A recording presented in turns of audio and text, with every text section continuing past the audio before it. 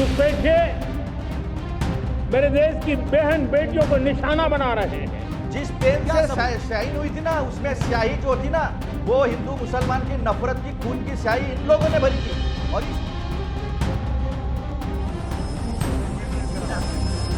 अगर तिरंगा न बैठे तो तिरंगे का ही बहिष्कार करो।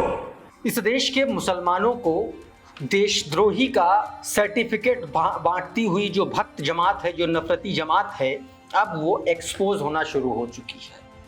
आज के इस वीडियो में मैं आपको बताऊंगा, आपको दिखाऊंगा कि कैसे गोदीगिरी करते करते गोदी मीडिया अब गद्दारी पर उतारू हो चुकी है, देशद्रोह पर उतारू हो चुकी है। आपको दिखाऊंगा कि भगवा चोला ओढ़े हुए एक खुद को संत बताने वाला कैसे देशद्रोह कर रहा है, किस तरीके से तिरंगे का अपमान कर रहा है। वो तस्वीरें भी आपको दिखाऊंगा और आपको बताऊंगा कि कैसे इस देश के मुस्लिम बच्चे, इस देश में किस तरीके से मुसलमान बच्चों ने आज़ादी का पर्व मनाया, स्वतंत्रता दिवस मनाया, जिसके बाद से भक्तों की छाती पर सांप लौट रहे हैं। वो तस्वीरें मैं आपको दिखलाने की कोशिश करूंगा और साथ में आपको बताऊंगा कि आज़ादी को लेकर के भारतीय जनता पार्टी के तथ्यों और तर्कों को सरेआम टेलीविज़न डिबेट में, टेलीविज़न पर किस तरीके से नंगा किया। कांग्रेस के एक प्रवक्ता ने किस तरीके से आरएसएस को एक्सपोज किया, वो तस्वीरें भी आपको दिखाऊंगा और आरएसएस से जुड़े और भी तमाम सारे खुलासे आपको दिखाने की कोशिश करूंगा। और आखिर में एक और बड़ी खबर बताऊंगा कि कैसे जब लाल किले की प्राचीर से मोदी जी भाषण दे रहे थे तो कुछ लोग उनसे पूछ रहे थे कि मोदी जी आप बताइए कि आप वोट चोरी करके प्रधानमंत्री बने हैं क्या। इस तरीके की तमाम सारी खबरें, 8-10 खबरें हैं, सब कुछ बताऊंगा। लेकिन सबसे पहले मैं चाहता हूं कि इस तस्वीर को आप देखिए। ये इस देश का खुद को क्लेम करने वाला नंबर 1 चैनल है। लोग इसको गोदी मीडिया का चैनल बताते हैं, गोदी पत्रकार बताते हैं। और इनकी खबरों को देख करके आप समझिए, ये अंजना ओम कश्यप हैं और सुधीर चौधरी जो आज तक छोड़ के डीडी चले गए हैं लंबे चौड़े पैकेज पर, ज़बरदस्त पैसों को लेते हुए। तो अंजना ओम कश्यप को नफरत फैलाने का कारोबार आज तक ने इनको सौंपा और इन्होंने देखिए 15 अगस्त से पहले किस तरीके से इन्होंने नफरत फैलाई। आज़ादी से ठीक एक दिन पहले मुसलमानों के खिलाफ एक सीधा षड्यंत्र रचा गया आज तक के प्राइम टाइम के कार्यक्रम में, ब्लैक एंड वाइट में। तो ब्लैक एंड वाइट में मौजूद अंजना ओम कश्यप ने देखिए किस तरीके से नफरत फैलाई। इनकी जरा हेडलाइन देख लीजिए। 4 करोड़ मुसलमानों में से सिर्फ 96 लाख पाकिस्तान गए, भारत विभाजन का मकसद पूरा क्यों नहीं हुआ। अब इनको इस बात से दर्द है, इस बात की चिंता है कि सिर्फ 96 लाख ही मुसलमान क्यों गए। इस तरीके के हेडलाइन के साथ में आज तक ने बाकायदा खबर चलाई है। आप देखिए कि किस तरीके से नफरत फैलाई गई है। दोस्तों, अंजना ओम कश्यप को लेकर के तमाम सारे दावे किए जाते हैं। कहा जाता है कि अंजना ओम कश्यप के जो पति हैं वो दिल्ली पुलिस में बड़े अधिकारी हैं। और तमाम सारे लोग तो ये भी कहते हैं कि अंजना ओम कश्यप दरअसल गोदीगिरी इसलिए कर रही हैं क्योंकि वो चाहती हैं कि उनके पति दिल्ली के पुलिस कमिश्नर बन जाएं। कौन कह रहा है वो भी मैं आपको दिखा दे रहा हूँ। ये खबर आपने देख ली। अब जरा ये देखिए, प्रशांत कनौजिया हैं, पत्रकार रहे हैं। इन्होंने साफ तौर पर लिखा कि रेडियो रवांडा भारत में जीवित हो चुका है। अंजना जी अपने पति को जब तक दिल्ली पुलिस का कमिश्नर नहीं बनवा लेंगी तब तक नफरत का नंगा नाच होता रहेगा। सीधे तौर पर प्रशांत कनौजिया ने ये एक बड़ा दावा दोस्तों किया है और ये दावा अपने आप में इस बात को एक तरीके से कहीं ना कहीं पुख्ता करता हुआ नजर आ रहा है कि अंजना ओम कश्यप ने जिस तरीके से, जिस हेडलाइन के जरिए उन्होंने एक तरीके से हिंदू मुसलमान में दरार पैदा करने की कोशिश की, वो अपने आप में बहुत सीरियस मैटर है। इसी को लेकर के दोस्तों एक और ट्विटर हैंडल है, उसने साफ तौर पर इनका वीडियो जारी किया और वीडियो जारी करते हुए एक स्क्रीनशॉट भी लगाया यही वाला, जिसमें ये बता रही हैं कि गए 96 लाख, आए 83 लाख। इस तरीके से मुसलमानों का एक तरीके से ये बता रही थी कि किस तरीके से भारत का विभाजन जो है उसका मकसद अधूरा रह गया, यानी कि मुसलमान भारत से नहीं गए, इसलिए ये शायद बताना चाह रही थी। उधर इन लोगों ने भारत को किस तरीके से भगवा कलर में रंग दिया है अपने ग्राफिक्स में, ये भी देख लीजिए। अब इसी पर सवाल उठाया लोगों ने, एक ट्विटर हैंडल ने लिखा कि अंजना ओम कश्यप एक देशद्रोही महिला हैं। देखिए, भारत के नक्शे को भगवा रंग से दिखा रही हैं, जबकि भारत का झंडा तिरंगा प्लस अशोक चक्र के साथ होता है। देश में दंगा फैलाने के लिए अंजना ओम मोदी, मेरा मतलब है अंजना ओम कश्यप की गिरफ्तारी हो। साफ तौर पर दोस्तों लोग इनकी गिरफ्तारी की मांग कर रहे हैं।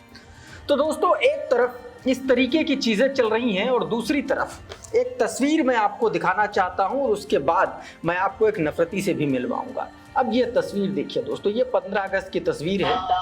देखिए ये मदरसे की एक तस्वीर है और वहां पर देखिए किस तरीके से बच्चों ने 15 अगस्त मनाया। ये तस्वीर, ये वीडियो उन नफरती चिंटुओं के लिए है जिनको लगता है कि मुसलमान तिरंगा नहीं उठाते, मुसलमानों को तिरंगे से नफरत है।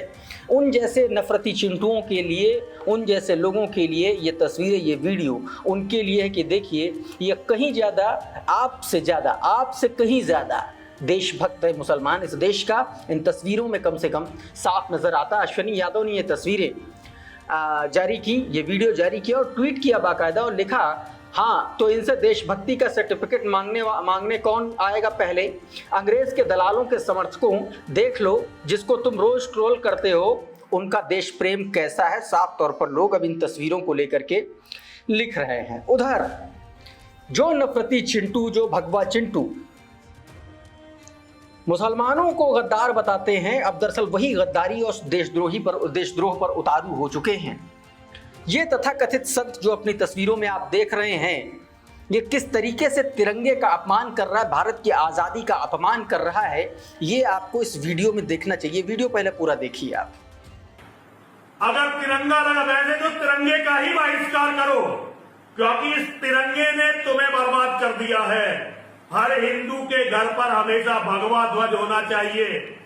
अब इसी वीडियो के आधार पर कांग्रेस के प्रवक्ता, राष्ट्रीय प्रवक्ता सुरेंद्र राजपूत ने इस व्यक्ति को घेर लिया और सीधे तौर पर कहा कि तिरंगे का बहिष्कार करने वाला ये गद्दार है, देशद्रोही है। ऐसे लोग भगवा के दुश्मन हैं, सनातन धर्म के दुश्मन हैं, बस भाजपा और संघ के समर्थक हैं। साफ तौर पर उन्होंने सवाल कर दिया कि संघ और भाजपा के जो लोग हैं, उनसे जुड़े जो लोग हैं, वो तिरंगे के दुश्मन हैं। साफ तौर पर उन्होंने ये बात कहने की कोशिश की। उधर अमीश देवगन, आप जानते हैं गुल्लू के डिबेट शो में एक तरीके से तमाम सारे लोग थे और इसी दौरान कांग्रेस के प्रवक्ता से आरएसएस और का योगदान आज़ादी पर, इस पर चर्चा हो रही थी। उसी वक्त बंटवारे को लेकर के उसी वक्त कांग्रेस के प्रवक्ता ने कुछ ऐसा कहा जिससे तमाम सारे लोग बिलबिला गए। भारतीय जनता पार्टी के प्रवक्ता तो बिलबिला ही गए और बिलबिला गया गुल्लू। हुआ दरअसल ये कि डिबेट में संघ को लेकर के, संघ की भूमिका को लेकर के चर्चा हो रही थी। इसी दौरान कांग्रेस प्रवक्ता अतुल पाटिल ने कुछ ऐसा कहा जिसके बाद से ये सब बिलबिलाने लगे। क्या कुछ कहा, एक बार छोटा सा हिस्सा इस वीडियो का देखिएगा जरा। जिस पेन से शाइन हुई थी ना, उसमें स्याही जो थी ना, वो हिंदू मुसलमान की नफरत की, खून की स्याही इन लोगों ने भरी थी और इसीलिए इस देश का विभाजन हुआ। और जिस गांधी ने कहा था कि इस देश का विभाजन मेरे लाश पर होगा, उसको 3 गोली मारी और जिस जिन्ना की वजह से और जिस ब्रिटिश लोगों की वजह से विभाजन हुआ, उसको कंकड़ तक फेंक के नहीं मारा इन लोगों ने। तो ये दोस्तों छोटा सा हिस्सा आपने देखा। इसमें साफ तौर पर अतुल लोढ़े ने कहा कि जिस कलम से विभाजन का दस्तावेज लिखा गया था, उस विभाजन के कलम में जो खून भरा गया था, वो खून आरएसएस, हिंदू महासभा और जिन्ना ने भरा था। साफ तौर पर उन्होंने कह दिया। उधर एक बड़े अखबार ने, इंडियन एक्सप्रेस समूह के एक अखबार ने, जनसत्ता ने आरएसएस की पोल खोल दी। ये जरा 2 हेडलाइन देखिए। संघ मुख्यालय पर तिरंगा फहराने वालों के खिलाफ आरएसएस ने कर दिया था केस। संघ के मुखपत्र ने लिखा था, तिरंगा कभी भी हिंदुओं द्वारा नहीं अपनाया जाएगा। ये तस्वीर। उसके बाद एक और खबर देखिए। संविधान बनने के बाद आरएसएस ने की थी मनुस्मृति की मांग। 1993 में संविधान को बताया था हिंदू विरोधी। ये बात कही गई। तो दोस्तों आप समझिए, और ये तस्वीरें इसलिए भी सामने आई क्योंकि प्रधानमंत्री नरेंद्र मोदी ने लाल किले की प्राचीर से आज़ादी में आरएसएस के योगदान का बखान किया था और उसी को लेकर के ये खबरें आरएसएस को एक्सपोज करती हैं दोस्तों। इसी को लेकर के लुटियंस मीडिया ने ये दोनों कटिंग पोस्ट की और लिखा, तिरंगे और संविधान के प्रति आरएसएस की सोच स्पष्ट है। आजादी के बाद संविधान बनने के समय आरएसएस ने संविधान और तिरंगे को कभी नहीं स्वीकार किया था और सदैव आरएसएस का एजेंडा संविधान और तिरंगे को बदलने का रहा है दोस्तों। उधर बीते दिन जिस तरीके से प्रधानमंत्री नरेंद्र मोदी जब लाल किले की प्राचीर से अपना भाषण दे रहे थे, उस वक्त नीचे लोग कमेंट बॉक्स में नीचे लोग एक तरीके से उनसे सवाल कर रहे थे कि मोदी जी जल्दी बताइए, क्या आपकी सरकार, क्या आप चोरी के वोटों से प्रधानमंत्री नरेंद्र मोदी प्रधानमंत्री बने हैं क्या? ये जरा फोटो देखिए, उसके नीचे का एक कमेंट देखिए। अनिल मुखिया ने ये लिखा है और लिखा कि मोदी जी ओनली 5 MB लेफ्ट, please come to the point. क्या आप वोट चोरी करके पीएम बने हो क्या? लोग अब पूछ रहे हैं, प्रधानमंत्री से सीधा नीचे कमेंट में पूछ रहे हैं कि आप बताइए। और ये जनता को इस बात की उम्मीद थी कि इतने गंभीर आरोपों पर प्रधानमंत्री कोई सफाई देंगे, लेकिन प्रधानमंत्री ने अपने पूरे भाषण में इस बात का जिक्र नहीं किया। लेकिन लिखने वाले और बोलने वाले लोग तो बोल रहे हैं और पूछ रहे हैं कि मोदी जी बताइए, क्या आप वोट चोरी करके प्रधानमंत्री बने हैं क्या दोस्तों? तो इस तरीके से तमाम सारे लोग इस तरीके से लिख रहे हैं। उधर दोस्तों एक और बड़ी खबर सामने आई। एक वीडियो के जरिए एक वीडियो सामने आया। एक प्राइवेट जेट से भारतीय जनता पार्टी की सरकार के 2 मंत्री और भारत के चीफ जस्टिस, ये देखिए चीफ जस्टिस BR गवाई हैं, किरेन रिजिजू हैं और साथ में जो है ये राजस्थान से आने वाले अर्जुन राम मेघवाल, ये दोनों मंत्री और साथ में चीफ जस्टिस ऑफ इंडिया, इनकी तस्वीरें सोशल मीडिया पर वायरल है, ये वीडियो वायरल है। और इस वीडियो को लेकर के लोग दावा कर रहे हैं कि इस तरीके से कि मतलब भारतीय जनता पार्टी के साथ चीफ जस्टिस ऑफ इंडिया का होना एक तरीके से गलत संदेश जा रहा है। इसको लेकर के एक ट्विटर हैंडल है, उसने ये वीडियो जारी किया और उसने लिखा है कि CGI on the private plane with BJP minister, is a fair verdict on election fraud still possible. सीधे तौर पर कहा गया, पहले बताया गया कि बीजेपी के मंत्रियों के साथ chief justice of India private plane से आए और आगे ही अगली ही लाइन में सवाल किया गया, क्या ऐसी कंडीशन में इलेक्शन फ्रॉड को लेकर के सुप्रीम कोर्ट का वर्डिक्ट जो है, क्या वो एक तरीके से फेयर होगा, क्या एक तरीके से वो ट्रांसपेरेंट होगा? इसको लेकर के लोगों ने सवाल खड़े किए। उधर दोस्तों नरेंद्र मोदी ने अपने ही दोस्त, अपने ही मित्र गृह मंत्री अमित शाह को फंसा दिया। नरेंद्र मोदी ने लाल किले की प्राचीर से बीते दिन साफ तौर पर कहा कि घुसपैठिए भारत की समस्या बने हुए हैं। अब घुसपैठिए भारत की समस्या बने हुए हैं तो 11 साल से सरकार आपकी है, तो आप क्या कर रहे हैं? पहले जरा सुनिए। और ये घुसपैठिए मेरे देश के नौजवानों की रोजी रोटी छीन रहे हैं। एक घुसपैठिए मेरे देश की बहन बेटियों को निशाना बना रहे हैं। ये बर्दाश्त नहीं होगा। ये घुसपैठिए भोले भाले आदिवासियों को भ्रमित करके उनकी जमीनों पर कब्जा कर रहे हैं।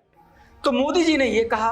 अब सवाल वही है कि अगर आपकी सरकार है तो आप कर क्या रहे थे? और गृहमंत्री तो आपका अपना मित्र है, उसके बावजूद अगर ये स्थिति है तो फिर आप ये बात कह क्यों रहे हैं लाल किले की प्राचीर से? क्या इसको माना जाए कि ये मोदी सरकार की सबसे बड़ी नाकामी है कि देश की सीमाएं सुरक्षित नहीं हैं?